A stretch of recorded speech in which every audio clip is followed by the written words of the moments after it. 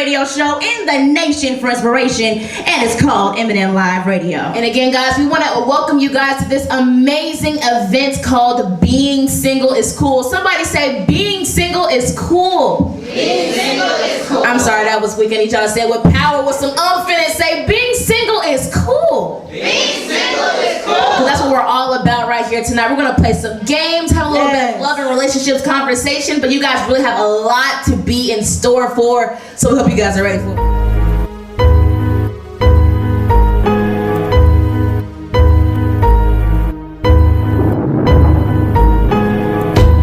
We have our first poet coming up to the stage. That's right, Misa? Yes, we do. And with this poet, I know he's about to kill us. We got Tyler, aka Truth, coming to the stage. So, real quick, can you guys welcome him for us with some snaps? Hey, you guys. Hey. How are you? Good. Quick question. What is your favorite thing in Valentine's Day? Just raise your hand to answer. Chocolate. That's an awesome part, but I'm allergic to chocolate. So, anybody else? No? No bunnies? Balloons? You like balloons are fun. I popped one yesterday. Flowers smell good. Well, that's all I needed to do. I'm kind of weird, so I had to ask that question. So, hey, yeah, my name is Tyler, aka Truth. I'm 14. I'm a youth poet, or whatever you want to say. I just say poet. This first one is called Snowflakes. Snowflakes. Falling in cold like the bodies dropped from a bullet, but just as beautiful as dying a martyr. They bring great emotion. They fall slowly, and she usually tries to catch them on her tongue, but she is trying to catch him in her arms. Instead of laughing, she cries, and his final words slip from his mouth. As they slip, it becomes the longest 3 seconds of her life. As his soul slips into the gray clouds, she looks up and sees the snowflakes falling. He died from the star-chested protector's bullet. Knees down in the cold. Her mouth is still open, but from the pain she feels. Instead of enjoying the snowflakes, she hates them because she holds something colder in her arms. His body starts to slip as she can no longer bear holding him. His face is now into the snow and just as white. Her face is now in her hand, being washed in tears. The tears melt the snow as they are now filled with anger. Why did the bullet have to speed through the snowflake? Why did it have to break it? Why did the snowflake have to be so cold? All questions unanswered. And as she rises from the snow trying to keep her composure, she gives her father one last kiss on his cheek. And for the last time, with all the strength in her, and knowing that she can't stay for long, she tells him, "I love you." Snowflakes. This next one is called Dial Up. died. Well, I guess you're out right now, but I have to get this off my chest. I just have to let you know something, and I don't know how you'll feel about it, but here it goes. Look, I just called to tell you that I love you and I need you. I need to hear your voice because every time I text you and there's no answer, I lose more of myself. Because my peace and my happiness is within you. I just called to let you know that you're the reason that it's getting warmer. I feel your energy through the sun. I hear your voice in the birds chirping, and I see your body in the clouds. It's illustrated perfectly just as you were created. I called to let you know that you're beautiful. To tell you that you are crafted to be a goddess of earth and nothing less. I called to assure you that I'm still for you entirely. No matter how long we don't talk, how much distance there is between us, or how badly you want to end this, I am yours. I called to tell you that you're the most genuinely special woman I know. I called to tell you that we will laugh despite temptations, rumors, frustration, or any other sin. I called to tell you that I miss you and long for the day I can see your radiant smile again. I just called to tell you how amazing you are and how much more of me you bring out. It seems that the days get longer the more time we spend apart. But I called to tell you I love you. Dial up.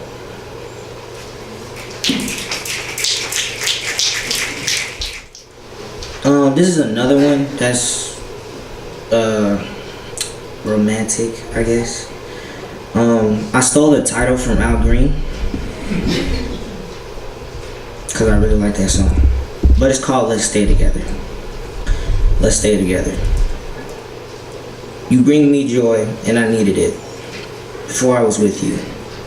Back in the day, before there was love, before there was us, before there was trust. There was a hollow shell of fake living and a secret depression named Tyler. He walked around with a hidden thundercloud over his head, smiled and all, but inside he cried. And when you came around the corner, with your radiancy and your pure beauty, you dried the tears, you blew away the cloud, and you brought back the sun. You. By being your true and simple self, you increased his smile.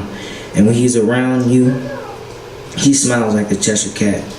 Because he knows he is going to experience that same great, passionate love and happiness that you bring. And his day just gets better. So let's keep this going. I don't want back what I had. I want you now and forever. Please, no matter what mistakes happen, disagreements, or anger we have toward each other, let's stay together. Because together, we bring the cloudiest days sunshine. Let's stay together.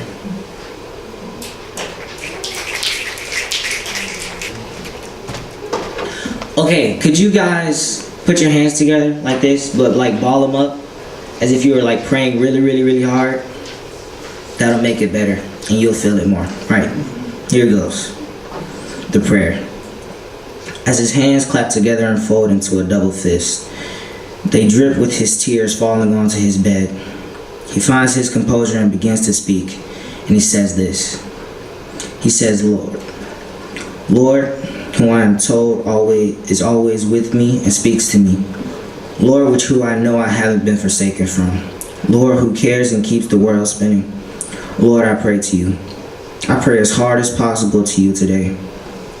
I pray that you give me the strength to prevail to this storm titled teen. Lord, I need your help through this.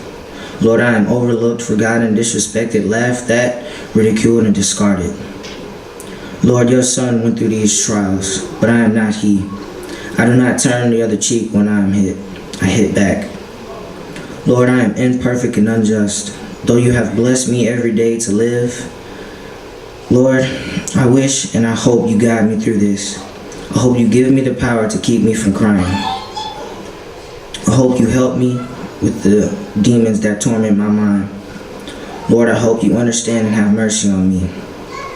Lord, I hope you can forgive me and take this punishment off of me. Lord, I hope you let me enjoy life and let me smile finally.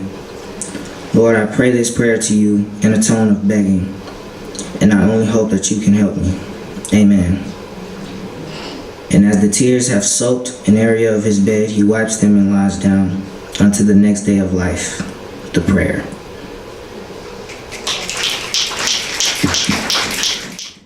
Repeat after me. Being single Being single is cool. is cool. cool. And I feel like we need events such as being single is cool, only because we live in a society in which, you know, everybody's always trying to talk about relationship goals and I gotta find bae and where's my man and boyfriend this and girlfriend that, and they find themselves kind of like being empty because they're trying to find that other half. You know right, you look for someone so much that you haven't found peace and love within yourself. Exactly. So with that being said, I mean, I feel like there's so many things out here that you're going to get out of being single is cool. I mean, I feel like we're going to touch on those things in which, you know, when you felt lonely and how to get over this, or how you felt alone and how to find yourself without being alone. You can be by yourself without being alone. So many different things. But I feel like it's so important that when you are single, you're not looking for that person. You're not trying to look for that person. You're kind of like looking within yourself to figure out what you need to do to better yourself as a person so that you can be that addition and that, you know, that added part to your significant other, if you will. Yeah, because I know everyone has heard this. How can you love someone else when you can't love yourself first? So it's important to find that self-love and then not have self-hate and things like that. You got to find peace and love within yourself before you can find that into anyone else or any other relationship or anyone, period.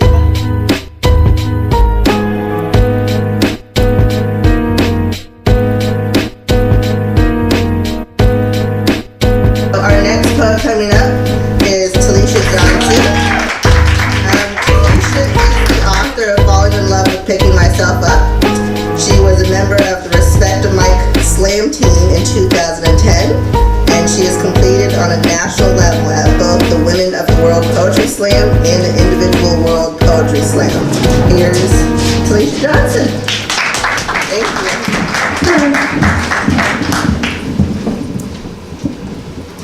So yeah, my name is Talisha. I'm really excited to be here with y'all today. I'm gonna do some poems.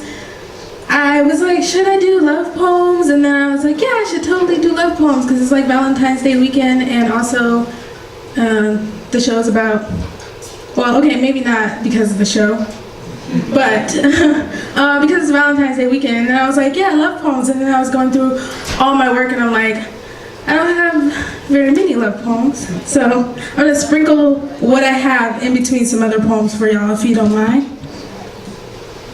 This first poem is called Punchline.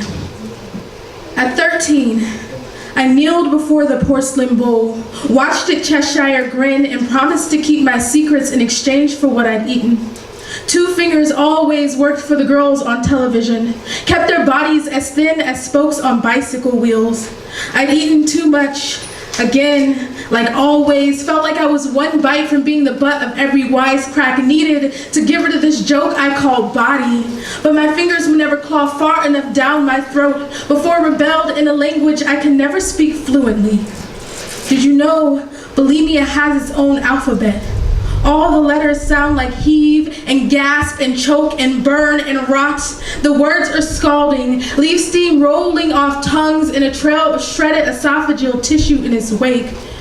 The summer of 13, I tried to speak skinny, to talk thin, but the way you have to empty yourself, like taking out the trash, like you are the trash, scared me.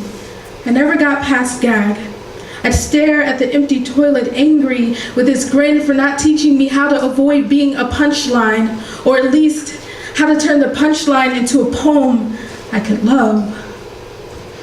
Thank you. This first poem is, love poem is called Lent. And this is like a, never mind, I'm not gonna do any explanation, just Lent. The first boy I said, here, I want you to have my heart too, said he didn't want to commit because he was moving out of state. By the end of the week, he was dating a girl from marching band.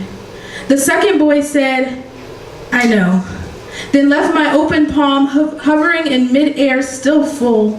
We spent the rest of high school at different ends of the lunchroom, politely smiling when we passed in the hallways. The third boy only said, oh.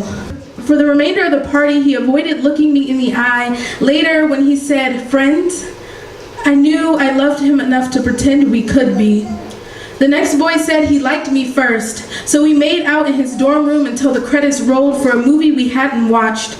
In the morning, I tucked my bra under my arm, slid my heart beneath his pillowcase. When he gave it back over a year later, there were fragments missing. I never asked what he did with them, if maybe they got caught in the wash, or if to this day you can find my love like lint in the back of his linen closet. This next poem is called Reasons Why Loving You Was More Entertaining Than Watching Primetime Television. This is my loveliest love poem, I guess. I don't know. You once walked around for 2 weeks with a broken hand, calling it a sprain before I could convince you to go to the campus infirmary. You returned with a faulty grin and an entire cast of "you told me so's" in its cracks. Not long after the bone healed, you second-degree branded your love for me because you were being sweet and trying to make dinner. Turns out cooking hamburger helper shirtless doesn't mix. When my days dragged on like a child's blanket, you knew to do your signature wiggle dance, your butt clad in the blue boxers with zebras on them. My favorite was a pendulum swinging metronome, keeping a steady tempo to the beat of my laughter. And if I could not sleep, you'd transform your darkened bedroom with stories so that we were both reliving your childhood adventures, running through the woods with your cousins until I was finally tired enough to dream in your arms. Let's not forget the first time you took me home to meet your family. It was Thanksgiving, our first as a couple, and I was excited because you were the only boy to ever take me home. But all everyone kept asking about was your ex-girlfriend. Your idea of romance could range anywhere from turning on a sweet jazz song, pulling me close and slow dancing in your bedroom, to wandering around Walmart at midnight or watching anime. Although, in your defense, anime is awesome.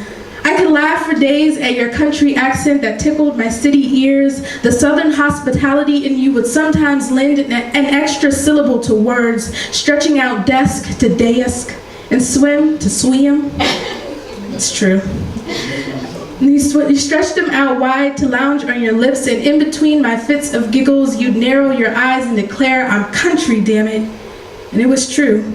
And a mama's boy, and stubborn and prone to injury, and you loved me.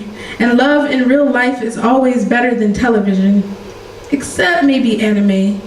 Anime is awesome. So there was that. I'm gonna switch it up a little bit. This next poem is called We've All Got Eyes, Man, and it's after a poem by Sharon Oates, and her poem is called The Issues, and in it she says, "Don't talk to me about politics. I've got eyes, man." And so that's where this poem came from.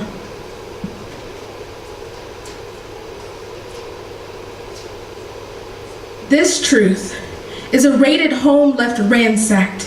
Its innards splintered by trigger-happy men, waving badges like permission slips to leave blood seeping into patches of public housing lawns. Black life gushes onto pavement, spilling like overturned cartons of milk. We aren't supposed to cry though, not when they say it was an accident. They were startled by a noise in the stairwell. They thought the wallet was loaded or that the 12-year-old boy with the toy gun was quicker on the draw. We aren't supposed to ask questions. Let them shoot first. Believe the blue even when it's covered in a red that is not their own. Watch as they celebrate with streamers of jaundiced caution tape, while the wail of sirens and bruised lights still miles away are all that wraps around the stolen body. An exhibition. There is no comfort, hardly ever an indictment. We aren't supposed to riot though, or call them racist, demand justice, march in the streets chanting the names of those they have taken, but we are tired of our truth getting broken into. Tired of it being swept under the rug, shot through with bullets. We aren't supposed to notice though, but we've all got eyes, man. We've all got eyes.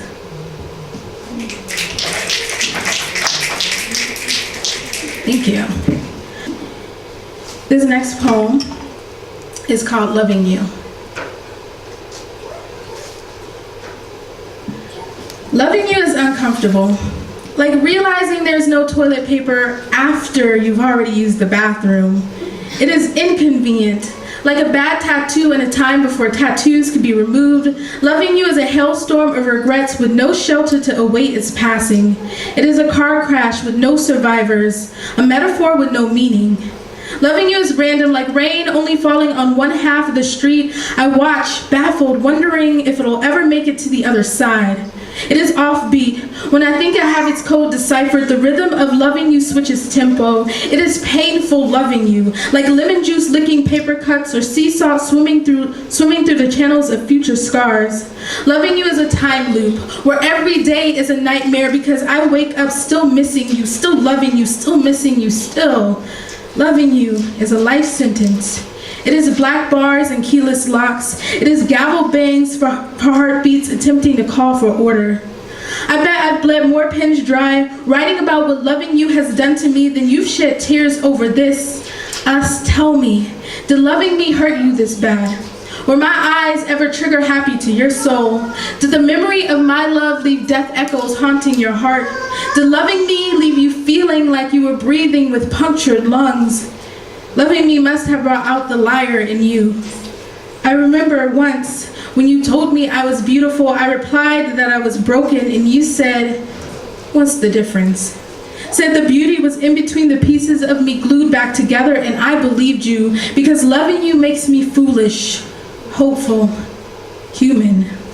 I remember the first time I ever laid eyes on your flaws. Do you remember how I never held them against you? I fell harder for you instead. Loving you is a full-time job making minimum wage. Even when I go in and do overtime, I still never get what I deserve. It is dissatisfying to love you. Did you know that? Is that why you pushed? Why you fought like hell to free your heart from my grasp? Were you aware that loving you was this excruciating? If so, love, why didn't you sound the siren sooner? But for my lily white take on matters of the heart became distorted, so that I couldn't tell the difference between loving you and hurting myself. I want to go back to the moment our eyes first locked and look away.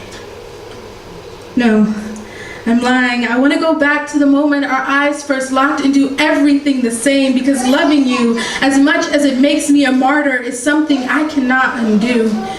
We wore each other's imperfections perfectly, but even on our worst days, we were beautiful. Some could argue broken, but I say, what's the difference?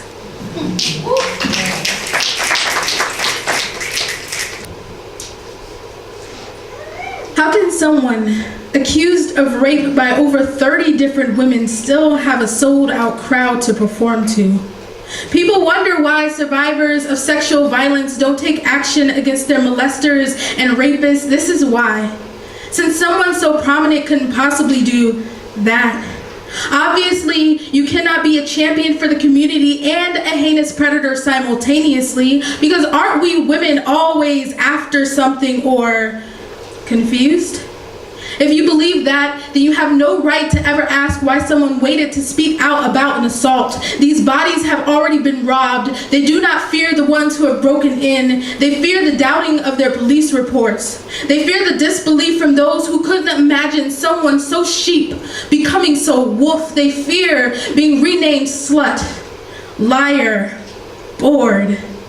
This is a hungry nation, feasting on the scraps of mauled souls, picking teeth with the backbones of the accusers, swallowing the raw and bitter truth like a spoonful of pixie stick powder. Everyone starts off outraged, says, "Tell us who did this to you." But when we lift our fingers, speak their names, peel back our skin to show how their touch has been carved into our bones, everyone shrugs, says, "Yeah, but can you prove it?" That's how. Thank you. This is called "Thinking of You Still Draws Blood." So really not lightening the mood. I'm gonna work on that, okay? All right. I scold my heart when it stumbles barefoot into the thought of you. I've thrown your smile against the wall, watched it shatter dainty as hand-painted porcelain. I sweep your teeth into a neat pile. Your laugh sits on the coffee table, shaped like a shell gifted from the sea of your throat. Your scent is a fog rolling in through a cracked window. I catch my reflection in its glass. My eyes say leave, shout go, like I'm a stray barking in the yard. So I stumble out of the memory of you, ignoring the way your voice, calling my name, loops from the record player's speaker. The way I limp, the way my heart stains the floorboards.